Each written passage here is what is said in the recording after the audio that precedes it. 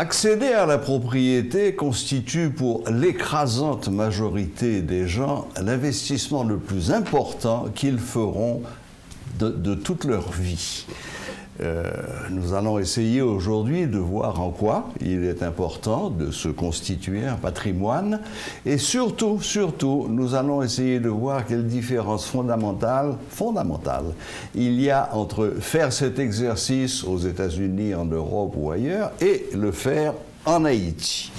Pour cela, j'ai avec moi ce soir notre ami William Savary, économiste et aussi fondateur et président du Haiti Stock Exchange.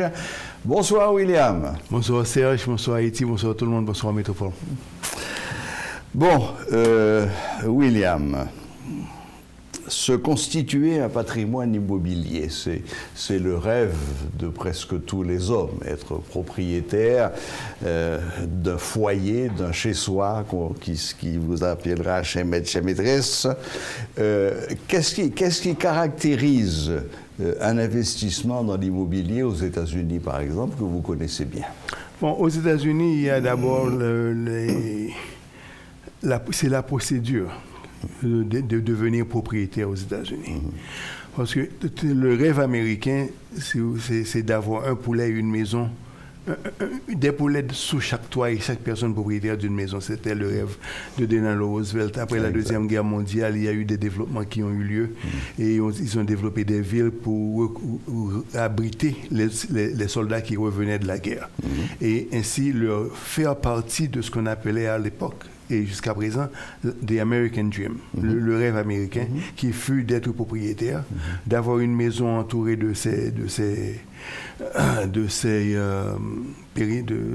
des fences, de ces clôtures. Des clôtures, et avoir une voiture et deux chiens et une femme et deux enfants. C'est ça le rêve américain. Donc maintenant, pour le faire, les Américains ont mis en place des structures administratives, des institutions qui facilitent, qui ont facilité l'accès à l'immobilier et qui ont facilité l'acquisition de l'immobilier et qui ont facilité l'émission des hypothèques aux nouveaux arrivés. Et c'est l'une de ces institutions en fait, et qui existe encore, c'est de General National Mortgage Association, qui est dans le business de racheter les hypothèques qui sont émises par les banques pour permettre à ce que les hypothèques soient sécurisées et revendues au grand public. Donc ça, c'est une façon pour eux de s'assurer qu'il y a toujours de la liquidité dans le système des hypothèques et permettre à ce que les banques, au lieu d'avoir les hypothèques dans leurs livres, mais plutôt faire la circulation du capital et pouvoir rentrer les fonds et réémettre d'autres hypothèques. Bon, alors disons quand même en deux mots, parce que tout le monde n'est pas forcément au courant, que le principe de l'hypothèque, c'est que si vous n'avez pas l'argent en cash pour faire l'acquisition de la propriété en question, vous allez voir une banque, de préférence une banque immobilière. Cette banque, une fois qu'elle a pris ses précautions, en sachant que vous avez la capacité de rembourser, que vous vous entendez sur les taux d'intérêt, etc., et la durée du prêt, à ce moment-là, la banque vous avance l'argent, ce qui permet aux propriétaires de rentrer immédiatement en possession de cet argent. Bon, il faut dire, c'est en contrepartie des dépôts. En contrepartie, la banque prendra une hypothèque sur la propriété, car c'est, dans 99 cas sur 100, c'est la propriété en question qui sert de collatéral et de garantie pour la banque. Il y a deux choses. Premièrement, il faut avancer un dépôt. Parce qu'aujourd'hui, le dépôt américain pour se procurer d'une maison, c'est de 20% du prix d'achat. En Haïti, la législation permet 20%, c'est-à-dire que la banque vous prête au maximum 80% de la valeur. Vous devez avoir un apport personnel de 20%. Dans la réalité, la banque vous donne 70% et vous êtes obligé d'apporter 30%. Bon, maintenant, ça rentre dans le cadre de la structure des évaluateurs. Comment les propriétés sont évaluées. Parce que là, si les propriétés la banque vous donne 70%, ça veut dire que la valeur de la propriété a subi un escompte. C'est pas exactement ça le principe. C'est pas exactement ça le principe. D'après les banquiers, s'ils vous avancent 100%, vous n'aurez pas intérêt à rembourser. Vous n'aurez pas intérêt à rembourser, vous laisserez filer pendant quelque temps jusqu'à ce que la banque réalise l'hypothèque, c'est-à-dire qu'elle devient propriétaire du bien et que donc vous le perdez. Donc cet effort qu'on demande à celui qui prend l'hypothèque et qui emprunte de l'argent à la banque, cet effort, à hauteur de 30%, est une indication pour la banque du sérieux de l'emprunteur. Donc, ce qui dit, donc la législation haïtienne demande 30%, c'est ça. Okay. Elle a le droit de demander 20, mais dans la réalité des faits, elle demande 30%. Maintenant, il faut élucider un point sur le niveau de l'hypothèque. Parce qu'aux États-Unis, récemment, nous avons eu ce qu'on appelle des mortgage saving and loan crisis. C'était une crise qui avait été provoquée par le fait qu'il y a eu des hypothèques qui avaient été émises, mais en dessous de la moyenne. C'était les fameuses subprimes des années 2008. Donc, il y a des propriétés, il y a des gens qui avaient acheté des propriétés, il y a ce qu'on appelle les hypothèques no income check où les gens ne vérifiaient pas les revenus des applicants. Ça a été ça le plus gros problème. Le plus grand problème, absolument. Les banques n'ont pas vérifié la capacité de l'emprunteur à rembourser. Absolument. Bon, donc ceci nous a donné le subprime. Absolument, absolument. Et ça, les banques ont été très fautives là-dessus. Et bon, enfin, ça c'est un autre débat. Absolument. C'est un autre débat maintenant. Et aux États-Unis, bon, comme dans les pays organisés, tout cela est fait avec sérieux. Et l'investissement dans l'immobilier, vous m'indiquiez un chiffre là tout à l'heure qui est intéressant. Il y a une étude qui a été faite qui indique... Il y a une étude qui a été faite aux États-Unis. Il faut dire que le marché de l'immobilier, aux États-Unis, l'immobilier fait partie de ce qu'on appelle les leading economic indicators, c'est-à-dire les investissements dans l'immobilier, la construction, indiquent déjà la direction de la croissance du produit intérieur brut de l'Amérique. C'est l'illustration de ce qu'on dit en France, quand l'immobilier va, tout va. Maintenant, et en vertu de cette importance qui est attribuée à l'immobilier, il y a des recherches constantes qui se font dans l'immobilier. Donc, une des recherches qui a été menée il n'y a pas longtemps, et qui s'actualise régulièrement, c'est le taux de rendement sur un investissement dans l'immobilier. Et ce chiffre, aux États-Unis, la moyenne, c'est de 10%. Maintenant, ce qui est intéressant, une moyenne de 10%, il faut dire que selon cette moyenne et le principe de 72, ça veut dire chaque 7 ans, les valeurs des propriétés se multiplient par 100%. Chaque 7 ans. Ça double. Ça double. Donc, voilà. C'est vraiment... Et ceci a été fait, c'était vraiment dans l'optique de comparer un investissement dans l'immobilier, un investissement à la bourse, un investissement dans les obligations, un investissement dans les bons du trésor. Donc, c'était vraiment une illustration pour porter à l'attention des gens qu'une des façons de construire un patrimoine, l'immobilier devait être presque prioritaire. Presque prioritaire. En plus de vous fournir un endroit où habiter et élever votre famille, et aussi ça apprécie avec le temps. Voilà. Donc, c'est d'ailleurs la grande caractéristique de l'investissement dans l'immobilier, c'est que c'est probablement le seul investissement au monde où le capital s'apprécie sans qu'on ait besoin de l'alimenter. Bon, oui, le capital s'apprécie en fonction de trois choses qu'on peut dire. Bon, entre autres, 3 choses qu'on peut signaler tout de suite. Il y a d'abord le taux d'intérêt.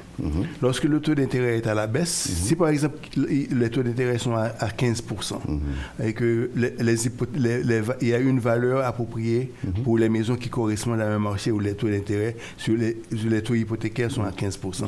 Mais une fois que les taux d'intérêt commencent à chuter et arrivent à 5%, la valeur des propriétés augmente.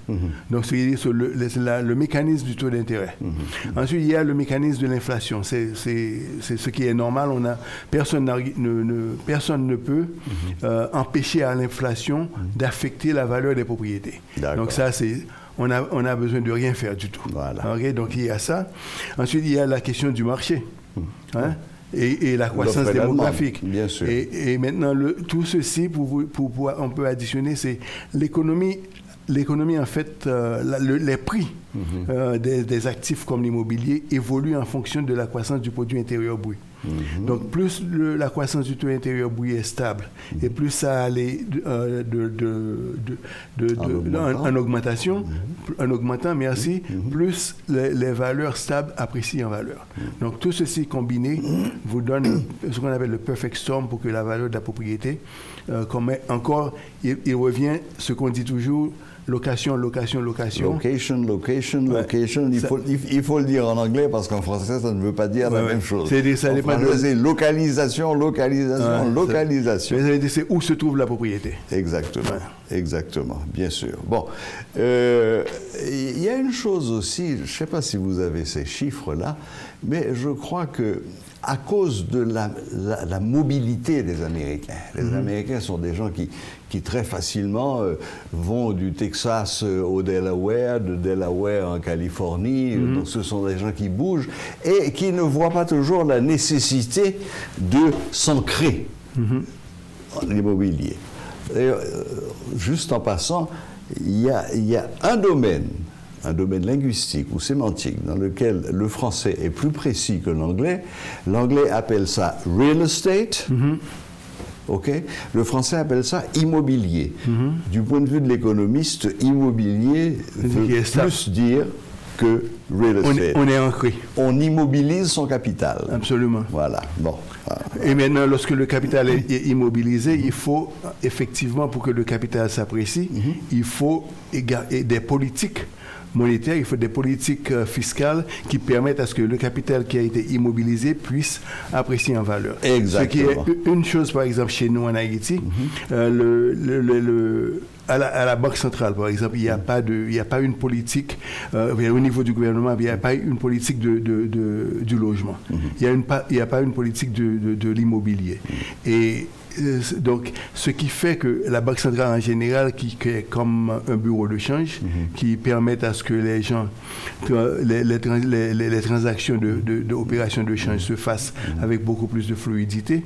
Donc, il n'y a pas une politique qui permettrait à ce que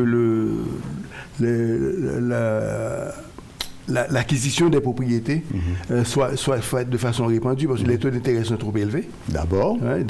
Et pour adresser ceci, il faut une politique public pour le faire. Bien entendu. Bon, mais là, nous rentrons déjà dans la deuxième partie de ce thème que nous avons abordé aujourd'hui. Je voulais juste terminer, quand je parlais tout à l'heure de la mobilité de la population américaine, c'était pour faire remarquer que quelqu'un peut très bien vouloir se constituer un patrimoine en investissant dans l'achat d'une maison où ils vont passer leur vie, élever leurs enfants, etc., etc. Mais ça peut aussi être un investissement rentable. Bon, j'achète pour louer, ou j'achète pour revendre. J'améliore un petit peu, je revends au double, etc., etc. Donc il y a d'une part, il y a la spéculation qui se fait sur l'immobilier, où les gens achètent pour revendre. Bien sûr. Il y a l'investissement à long terme qui se fait dans l'immobilier. Mais il faut dire que les gens en général qui achètent, beaucoup de gens achètent, c'est pour se constituer un patrimoine. Et le patrimoine, c'est avoir quelque chose, des actifs qu'on peut passer aux enfants. Aux enfants, et bien installés, bien enfoncés. Et il y a d'autres. Aujourd'hui aux États-Unis, en fait, je souhaite que ce soit la même chose. Il y a les gens qui avaient acheté leur maison dans les années 80, 70, etc., que la valeur des maisons a beaucoup grimpé récemment. Et beaucoup de ces gens-là sont à la retraite. Donc, il y a un mouvement qui se fait où les gens vendent les propriétés, s'en servent du capital qu'ils reçoivent, et vivre ils font comme un annuity. Une annuity, c'est vraiment placer l'argent et vivre de cet argent. Et vivre des intérêts de cet argent. Donc, ça ressemble à la constitution. C'est ça vraiment la fonction de la constitution du patrimoine. Maintenant, alors, selon la documentation, ils peuvent structurer ces investissements de façon à ce qu'à leur mort, leurs enfants héritent de ce capital. Voilà. C'est bien. Bon, ben là, nous avons vu ce qu'est l'immobilier dans les grandes lignes, dans les pays organisés. Et la prochaine fois, nous verrons ce que représente l'immobilier dans un pays comme Haïti. Et c'est là qu'on verra, et c'est là qu'on verra que les choses sont très, très, très, très différentes. Très bien, très bien. Eh bien, merci William. Merci pour ce premier pas dans le monde de l'immobilier. La prochaine fois, donc en principe vendredi prochain, nous aborderons la deuxième partie et on essaiera de voir ce qui caractérise l'investissement dans l'immobilier dans un pays comme Haïti. À très bientôt.